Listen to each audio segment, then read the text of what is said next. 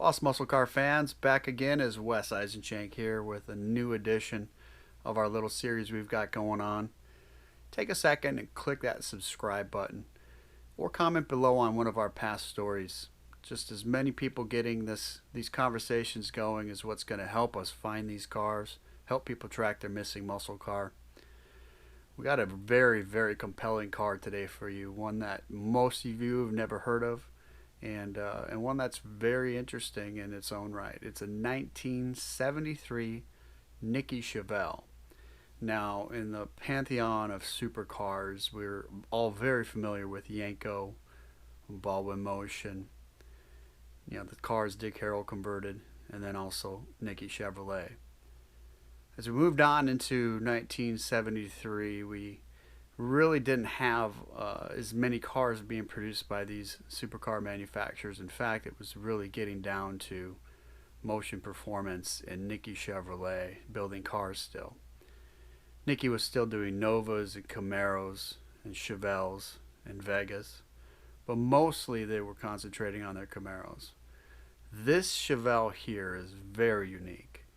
It is one of maybe just a handful that were ever produced, and as you can see by this sales sheet here, the list of engines available are really the murderer's row of Chevrolet performance. We got the LT1 350 small block Chevy with the 370 horse engine that was available in the Camaros and the Corvettes. We have that Mark IV 427 engine, which is clearly a legendary block that was used in a lot of supercar conversions. And then lastly is that 454 450 horse LS6. And of course, most of us Chevelle fans know this was an engine that debuted in 1970 and was available in the Chevelle and the El Camino.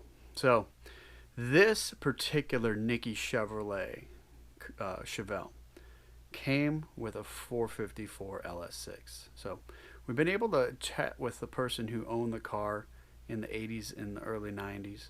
And he's been hunting for this car. He sold it, what he figures is the mid-90s, and it went down to Iowa. Now, it apparently went to a person who collects Nickey Chevelles, and so far we've been unable to unearth this person.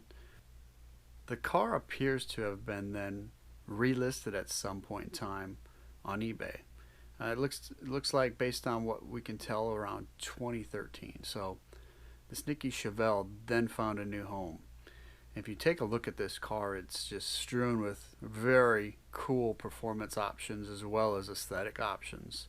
We got that front chin spoiler on the car, a very unique hood stripe, a Chevelle spoiler. People have thought that this was a Camaro piece, but it's been determined that this is actually a Chevelle produced piece.